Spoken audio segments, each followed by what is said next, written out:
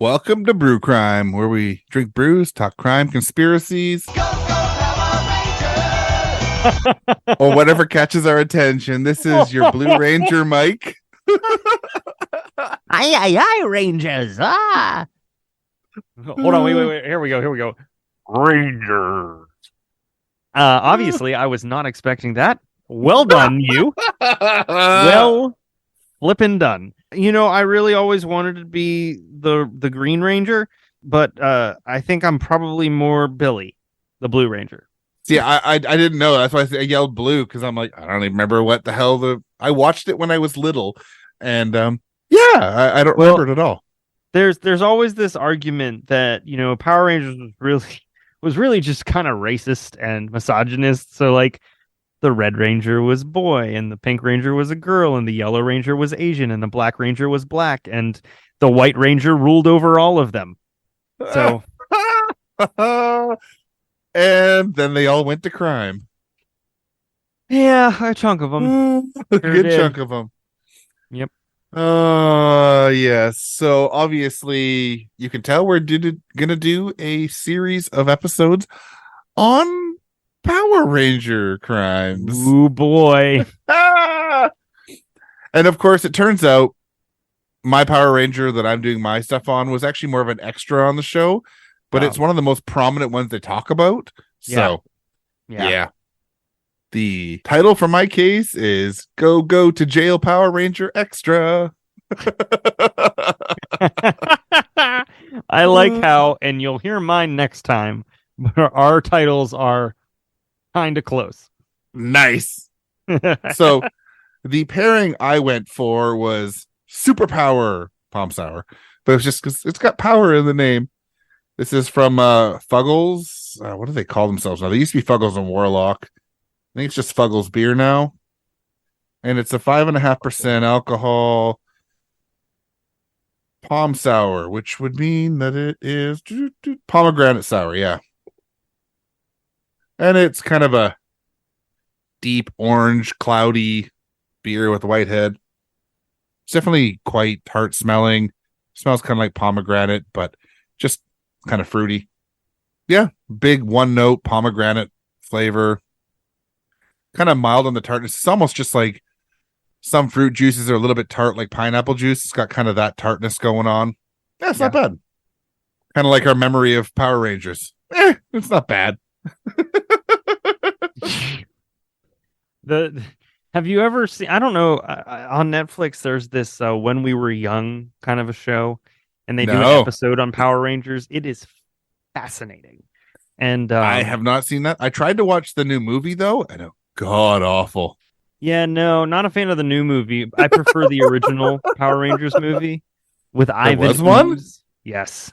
I've never seen it. Ivan, it's so good. It's, well, for what it was. The one thing that I do remember about Power Rangers was when my dad was working in the White House, he ended up on a trip where he ended up in Saban's house. The guy who put together Power Rangers. Yeah. And he said that every single bathroom in his house had a different theme. Oh God. So there was like a country theme, like an old timey theme. There was a gold theme. There was that's all I remember. That's it. I like gold. Would you like a pipe and a grape? No, there is no pleasing you. Oh man.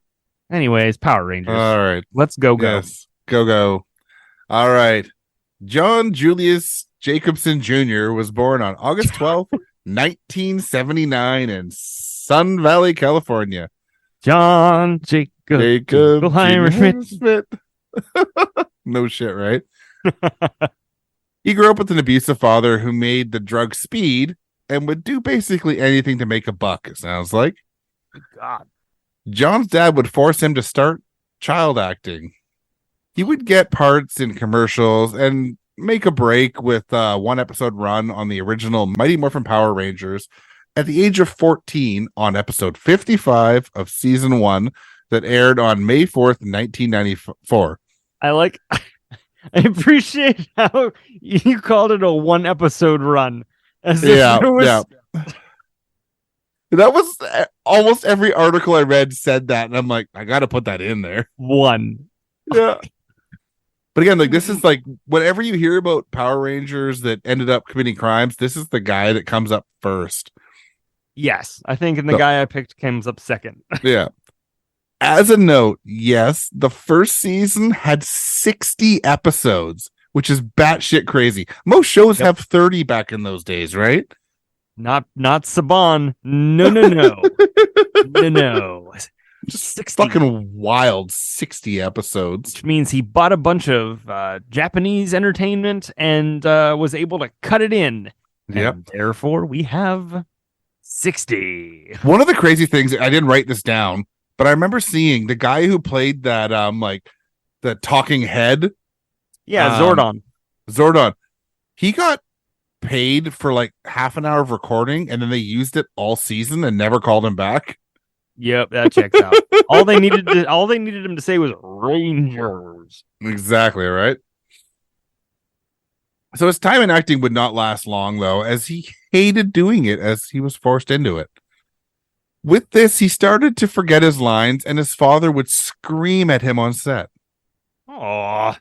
John wouldn't have a lot of success in life, but he would meet Jennifer Henderson around September 2001. She was adorable. I don't know how she got mixed into this. Obviously, she's a bad person, but wow. She was a kid who grew up in a religious household with loving parents. Her family could never figure out what she saw in him as he had such a different upbringing. He was the opposite. Yeah. Probably just rebelling against her family, right? That's a combination of being genuinely confused, but also being like, well, our religious upbringing was like the best thing she possibly could have had for her. Yeah. No. Mm-mm. She had a job as a hairstylist, and he really didn't work. But 1 year later, they would end up being married in 2002. They would have their daughter, Haley, the next year. Life was tough for them, and they were in a ton of debt. They were living in a garage beside Jennifer's family, and that home didn't even have a washroom. They had to head to the house to use their washroom. At this time, John would change his name to Skylar DeLon. So that was his stage name he was going by. Mm-hmm. His reasoning was that he wanted to disassociate from his father, which makes sense, right? Mm-hmm. For sure. Skylar would end up in jail in September of 2003 due to a burglary charge. He was charged with 1 year in prison. But he wrote a blues song, and he got out a month early. No. While in prison, he would meet John Jarvie. John was 45 years old and known as JP by his family, as his middle name was Peter. John Jarvie was a decent guy with a history of drug abuse as a younger man. He would then have multiple back surgeries and get hooked onto pain pills. There it is. That's Purdue Pharma for you, allegedly. John would end up getting busted for counterfeiting, likely to support that drug habit that was caused by the pain pills. For sure. While in prison, John would meet Skylar. They would become fast friends. Skylar was doing a pay to stay program. This program saw him paying $72 a day to be able to work during the day and to spend nights in jail. So it was like sort of like the same shit Jeffrey Epstein got so many times. You can work out. It's true though, right? It is very true. They could go out and work during the day, but they had to spend the night in jail. Why is that a thing? I don't know, especially for guys like this. Javi would refinance his condo once he was out of prison and also sell his vehicle to raise $50,000. Oh. December 26, 2003 would see Skylar spend huge money to fix up a boat in Costa Mesa, and by that I mean $18,000. He would also buy a diamond ring for Jennifer and put a bunch of cash into their shared account. It's almost like he saw a bunch of money coming soon. The next day on December 27th, John Jarvie would leave his mom's house in Anaheim, California. He had informed his mom that he had a very exciting business opportunity and was heading down to Mexico to meet a friend to do the deal. Setting up the alibi. Unfortunately, while out on day release, Skylar would meet John across the line in Mexico where he would slit his throat on the side of a highway. All right. Skylar would then rush back to prison in time for his night's stay. I was here the whole time, guys. He would finish his jail sentence for robbery in April of 2004 without anyone knowing he had murdered John Jarvis. My God. He would end up finishing his sentence in April, like I said, and as so often happens with felons, times were tough and they had serious money issues. They already did, but it just kept on getting worse, right? Mm-hmm. Sure. Late October of the same year, Skylar and his wife Jennifer would see an ad for a 55-foot long yacht start to scheme a plan. Don't do it. Thomas and Jackie Hawks, he was 57, she was 47, were retired and loving life. Thomas had worked as a prison guard after serving in the military. He grew up on a farm in California and liked surfing with his bigger brother, who would go on to be a police officer. He'd be married once before and have 2 kids who would be raised by him after the divorce. He was also an avid bodybuilder. Unfortunately, I couldn't find a lot of information on Jackie other than the fact that she was in a serious motorcycle accident in her 20s and she was unable to have her own children. Mm. Luckily for her, she met Thomas and would help raise his sons, Ryan and Matthew, as her own from a very young age. It's amazing. I mean, that's almost serendipitous. Yeah, right? Yeah. And I watched a couple videos and read a lot of articles. I couldn't find anything else about her. So I would love to know more, but I just couldn't find it. So they would pinch their pennies and retire early and purchase a 55-foot yacht that they would call the Well-Deserved in 2002. And I can't remember exactly. I think it was about $200,000 that paid for this yacht. I think that's what it was in 2002. So they would live on the boat and travel along the west coast of the U.S. and Mexico. And they were living their best life, right? Yeah. Then something amazing happened. One of their sons' wives got pregnant in 2004. They decided that they had had their fun, but it was time to sell the yacht and purchase a place closer to their grandchild so that they could be part of their life. So they were going to sell it and use the money to purchase a home either in Arizona or Mexico. It was kind of up in the air, but his son lived in Arizona. So they would put the yacht up for sale for $440,000. Unfortunately for all involved, Skylar and Jennifer would see the post and would respond to it. At the time, Jennifer was pregnant with their second child to boot. So while the Hawks were a bit uncomfortable with a young couple wanting to take a look at the boat, they were disarmed when they showed up with their little one and with Jennifer pregnant, right? So this is a young family, right. That's disarming, right? Oh, yeah. No, for sure. Now they would hit it off, though, and they would plan a test drive for the boat, which is very normal. I mean, I would never buy a car without a test drive, let alone a fucking 55-foot yacht. For $440,000. Yeah, exactly, right? That bitch better purr. That's a fucking down payment for a townhouse here. Dude, that boat better come with an effing act. Like, it better tell me jokes. Yes, exactly. Thomas and Jackie would take the boat for one final party at Catalina Island with Thomas's older brother and some friends on their boats. After the party, they would head back to the mainland of California, and they'd meet up with Skylar, as well as friends John Fitzgerald Kennedy, not that one, and Alfonso McCarran on November 4th, 2004, for that test drive.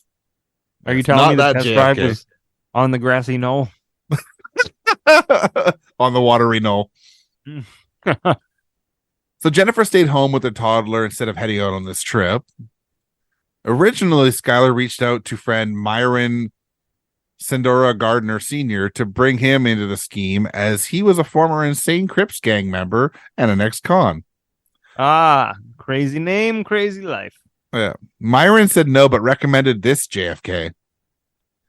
So this shitty JFK was a former Insane Crips gang member, but also he was a former youth pastor. Oh, Still yep. not a drag queen. Exactly. He came onto the crew the day of the test drive. Alonzo Machine was a prison guard that made friends with Skylar when he was in prison and joined the crew. This is a fucking weird ragtag prison guard, This prisoner, this gang is an member. Ocean's 11. You know, a little bit of religion in there. So likely through drug sales, they would have the $440,000 in cash on them.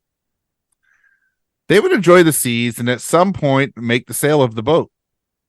Alonzo would be a signing witness as well as Kathleen Harris, who happened to be a notary.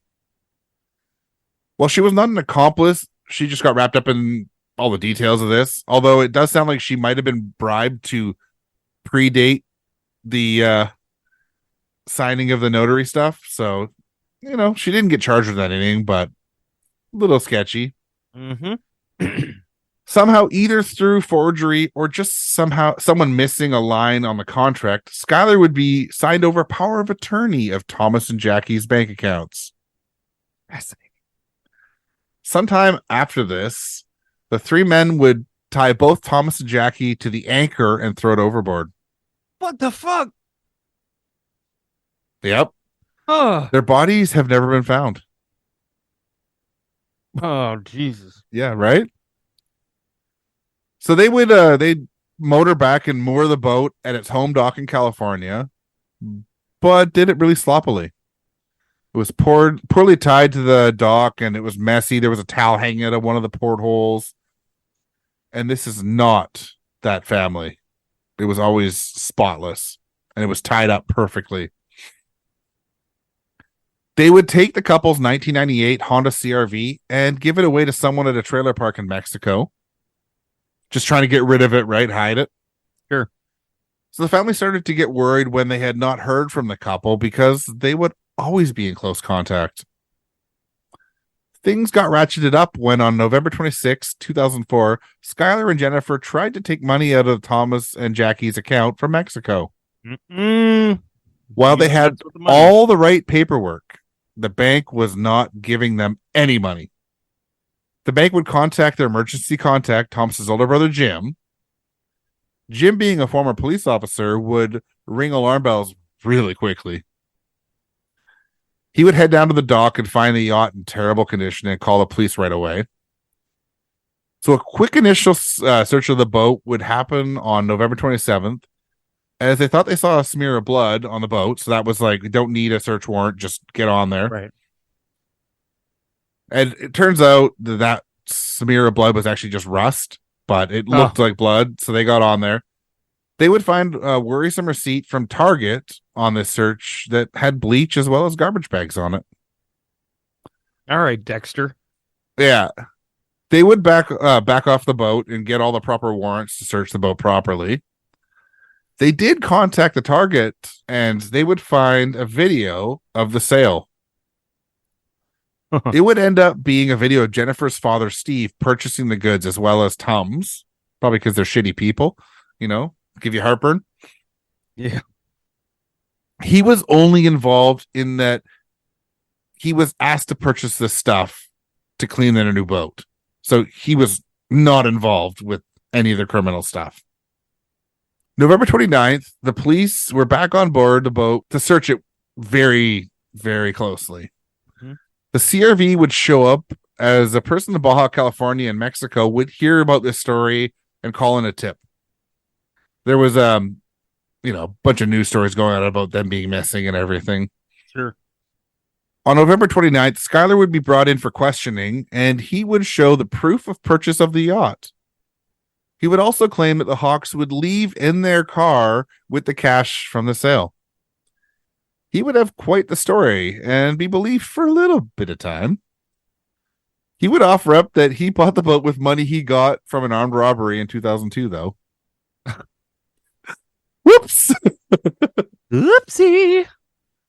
It's like, I bought it through crime. Oh, fuck. Well, that's okay. Yeah, right? So Skylar, Jennifer, John, Alonzo, and Myron would all end up being arrested and go to trial. Skylar would get the death penalty for his crimes, including this murder and the murder of John Jarvie. John Fitzgerald Kennedy was also sentenced to death. Alonzo would testify against Skylar, Jennifer, and John and would plead guilty to 2 counts of voluntary manslaughter, kidnapping, and robbery. As part of his deal, he would get 20 years and 4 months in prison.